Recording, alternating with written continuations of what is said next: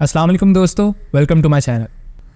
9 और 10 सितंबर को इस साल दिल्ली में हुए लीडर समिट में दुनिया के लीडिंग इकोनॉमीज़ के लीडर्स हमें एक जगह एक समिट के लिए इकट्ठा होते हुए दिखते हैं। लेकिन यहाँ एक बेसिक सा सवाल ये उठता है कि G20 समिट असल में है क्या, ये ग्रुप कैसे वजूद में आया और क्या कोई भी कंट्री इस ग्रुप को ज्वाइन कर सकती है। इन तमाम सवालों के जवाब देते हैं आपको आज की इस वीडियो में।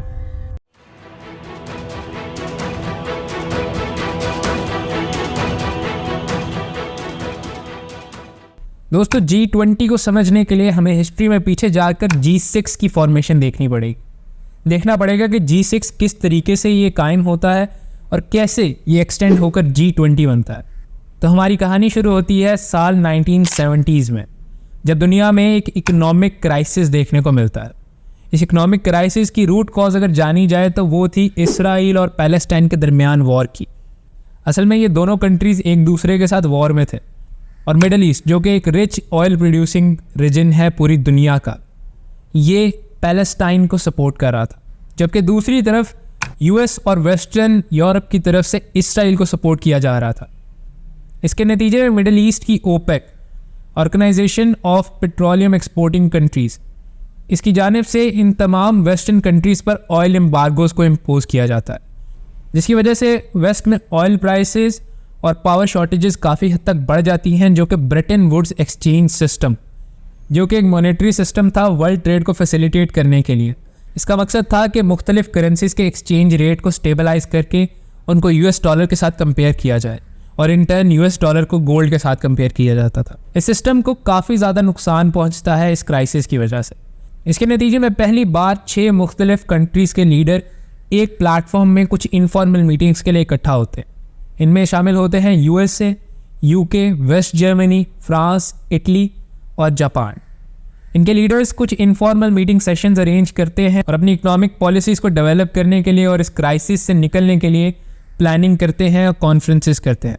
इन 6 मेंबर्स की वजह से इस ग्रुप को कहते हैं G6 ग्रुप। साल 1976 में कनाडा भी इस ग्रुप को ज्वाइन करता है और ये ग्रुप ऑफिशियली G7 के नाम से जाना जाने लगता है।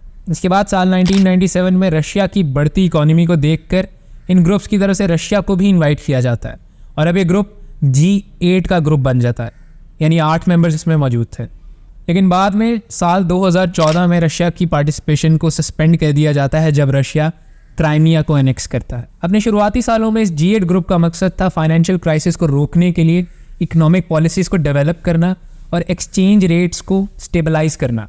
लेकिन कुछ ही अरसे में ये G8 का ग्रुप और बड़े मसाइल को भी डिस्कस करना शुरू करता है, जैसे इंटरनेशनल सिक्योरिटी, क्लाइमेट एक्सचेंज और इंटरनेशनल एड। लेट 90s के टाइम ड्यूरेशन में साल 1997 से 1998 तक हमें एक और इकोनॉमिक क्राइसिस देखने को मिलता है, जिसका मेजर टारगेट था एशिया। एशिया के बहुत सारे ममालिक इस क्राइसिस का शिकार रहे, जिसके बाद अब इंटरनेशनल सपोर्ट और इकोनॉमिक कोऑपरेशन की काफ़ी ज़रूरत थी। नेशन इकोनॉमीज़ के डिक्लाइन को मद्देनज़र रखते हुए जर्मनी में हुए 1999 के कोलोन समिट में ये तमाम G8 ममालिक इस ग्रुप को एक्सटेंड करके G20 इस्टेब्लिश करने के बारे में बात करते हैं। और फाइनली 26 सितंबर 1999 की फाइनेंस मिनिस्टर्स की मीटिंग में इस ग्रुप को ऑफिशियली अनाउंस किया गया। इस ग्रुप में मौजूद थे 19 कंट्रीज़ और एक यूरोपियन यूनियन।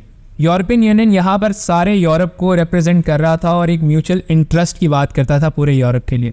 जिन कंट्रीज़ को इस ग्रुप का हिस्सा बनाया गया उनको इंक्लूड करने के पीछे 2 चीज़ों का ध्यान रखा गया। पहला उनका इकोनॉमिक पोटेंशियल और दूसरा उनकी रीजन में मौजूद उनकी रिप्रेजेंटेशन को देखा गया।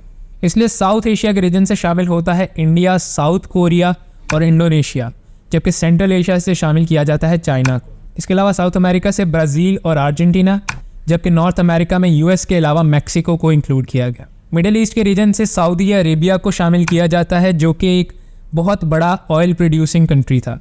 और एशिया और यूरोप के दरमियान मौजूद टर्की अपनी स्ट्रेटेजिक लोकेशन की वजह से इस ग्रुप में अपनी जगह बनाता है। लास्टली एशिया पैसिफिक रीजन की बात की जाए तो यहाँ से शामिल होता है ऑस्ट्रेलिया। दोस्तों, G20 की फॉर्मेशन तो समझ लग जाती है, लेकिन इसका प्रेसिडेंट यानी इसको लीड कौन करेगा? तो इसको लीड करने के लिए एक रोटेटिंग प्रेसिडेंसी सिस्टम इस्टेब्लिश किया जाता है। इस सिस्टम के मुताबिक हर ग्रुप को 1 साल प्रेसिडेंसी अलॉट की जाएगी और यही ग्रुप उस साल के तमाम समिट्स को होस्ट करेगा। अगर नज़र डालें इस प्रेसिडेंसी टाइमलाइन के ऊपर तो 2008 में होस्ट करता है यूएस, 2009 में दोनों यूके और यूएस इसको मिलकर होस्ट करते हैं 2010 में कनाडा और इंडोनेशिया, 11 में फ्रांस, 12 में मेक्सिको, 13 में रशिया, 14 में ऑस्ट्रेलिया, 15 में टर्की, 16 में चाइना, 17 में जर्मनी, 18 के अंदर अर्जेंटीना, 19 में जापान, 20 में सऊदी अरेबिया, 21 में इटली, 22 में इंडोनेशिया और फाइनली 2023 में इंडिया। और आने वाला जो समिट है 2024 का, उसको ब्राज़ील होस्ट करेगा। दोस्तों, हर G20 समिट का एक थीम होता है और इस थीम को डिस्कस करने के लिए ट्रॉयका सिस्टम एस्टैब्लिश किया गया। इस सिस्टम में 3 ममालिक, जिनमें पहला मौजूदा होस्ट, दूसरा पिछले साल का होस्ट और तीसरा आने वाले साल का होस्ट, ये तीनों कंट्रीज मिलकर होने वाले G20 समिट का थीम डिसाइड करते हैं। अगर इस दफ़ा की बात की जाए तो इंडिया, इंडोनेशिया और ब्राज़ील ने मिलकर जो थीम सेट किया था इस G20 समिट के लिए, वो था वन अर्थ, वन फैमिली और वन फ्यूचर। अगर बात करें इस पूरे समिट में होने वाले मीटिंग्स के बारे में, तो सबसे पहले शामिल होती है the most important leader summit. 2 दिन तक ये समिट चलता है, जिसमें दुनिया के 20 बड़े ममालिक के प्रेसिडेंट्स और प्राइम मिनिस्टर्स मिलकर एक जगह बैठकर आने वाले फ्यूचर गोल्स को डिस्कस करते हैं। जैसे इस साल 9 और 10 सितंबर को ग्रुप के सब कंट्रीज़ के लीडर्स न्यू दिल्ली में इकट्ठा हुए। इनमें 2 एक्सेप्शंस थी। पहले रशियन प्रेसिडेंट व्लादिमीर पुतिन, जिनकी जगह इनके फॉरेन मिनिस्टर सर्जी लैवरोव ने ली, और दूसरा चाइना के प्रेसिडेंट शी जिनपिंग, जिनको रिप्लेस किया चाइनीज़ प्रीमियर ली कियांग ने। लीडर समिट के अलावा बहुत सारी और मीटिंग्स को भी होस्ट किया जाता है, जैसे finance ministers meeting, agriculture ministers meeting, digital economy ministers meeting और भी बाकी सारे मिनिस्टर्स की मीटिंग को मुख्तलिफ वेन्यूज़ और डेट्स पर अरेंज किया जाता है। इन G20 समिट्स में 20 ग्रुप मेंबर्स के अलावा कुछ इनवाइटेड कंट्रीज़ भी मौजूद होते हैं, जिनमें कुछ परमानेंट कंट्रीज़ जैसे स्पेन और कुछ होस्ट की तरफ से इनवाइटेड कंट्रीज़ भी हिस्सा लेते हैं। इस दफ़ा बात करें तो इंडिया की तरफ से Bangladesh, Comoros, Mauritius, Netherlands, Egypt, Rwanda, UAE, Oman और सिंगापुर को इनवाइट किया गया था। अब बात करते हैं इस साल के G20 समिट के कुछ की आउटकम्स के बारे में। ये हिस्टोरिकली पहली बार था कि इस समिट में होने वाली कुछ बातों को 100% हर कंट्री ने सपोर्ट किया और बहुत सारे बड़े मसलों को मेजॉरिटी की तरफ से सपोर्ट मिली।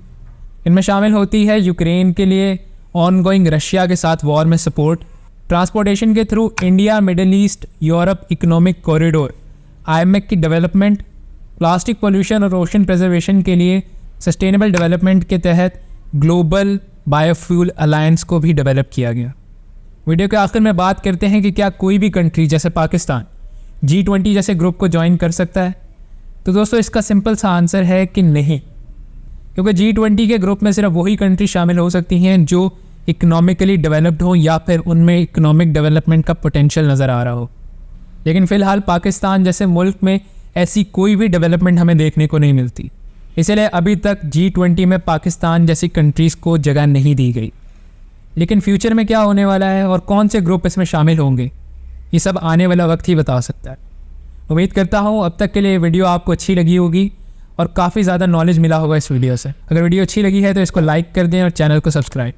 आपसे मुलाकात करते हैं अगली वीडियो में, तब तक के लिए अल्लाह हाफिज़।